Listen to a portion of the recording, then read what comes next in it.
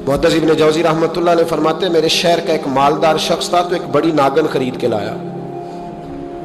नागन सोने का अंडा देती थी नागन, और अंडा सोने का अंडा देती थी।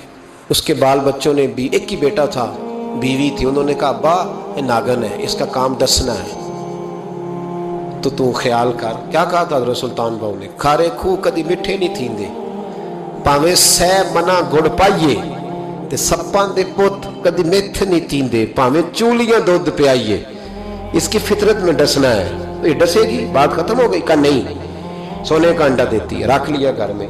बकरी रखी हुई थी, पालतू बकरी, बकरी को नागन ने डस लिया, बकरी तड़प के मर गई। बीवी और बेटा कहने लगे ख्याल कर, बकरी को डस लिया ना उसने।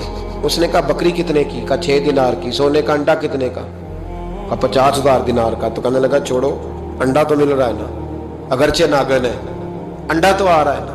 कुछ दिनों के बाद घर में घोड़ा रखा था, घोड़े को डस लिया, तड़प के मरा घोड़ा। उसको फिर समझाया बीवी और बेटे ने कि बस कर दे, ये नागन है, ये डसेगी। उसने कहा घोड़ा कितने का? 20 दिनार का। तो अंडा कितने का? 50,000 दिनार का। तो छोड़ो, घोड़ा मरने तो नया ले आएंगे।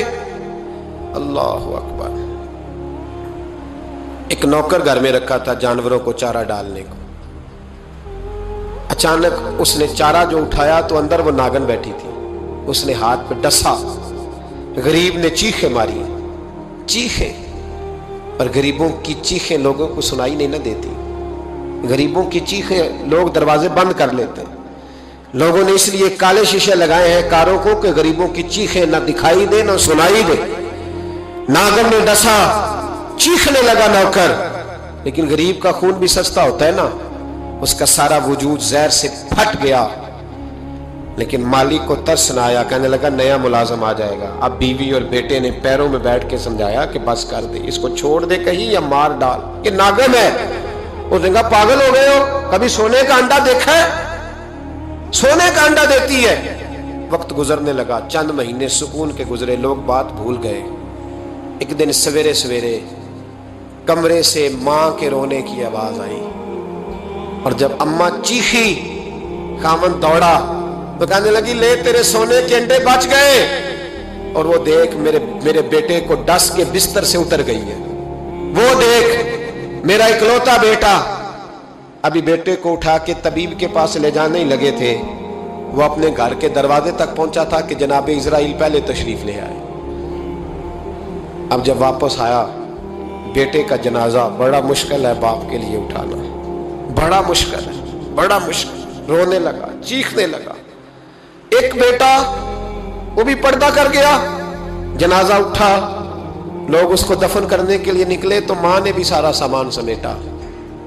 मां ने भी वापस आके कहने लगा तू कहां जा रही है? कहने लगी इस वेड़े में, इस सहन में मेरे बेटे की मौत हुई। यहां सोने के अंडे बचे पर मेरा बेटा नहीं बचा। मैंने उस आंगन को क्या करना है जिसमें सोना तो पड़ा हो पर बेटा मां पुकारने वाला हो ही कोई ना। मेरी तो सारी आरज़ुएं उजड़ गई, तेरे लालच ने हर चीज तबाह कर दी। कहने लगा मैं इसे मार डालूंगा, निकाल दूंगा। कब क्या फायदा? तो खत्म हो गई बात। दे कदरा कुछ कदर न जाती, कीती खूब तसल्ली हूं, दुनियादार पुजारी जर दे, कुत्तियां दे गल टल्ली हूं, अब क्या फायदा? बीबी निकली तो शख्स चौक में आया, डंडा लिया, नागन को मारा। और इब्न जौज़ी फरमाते हैं वो पागलों की जिंदगी बसर करता था।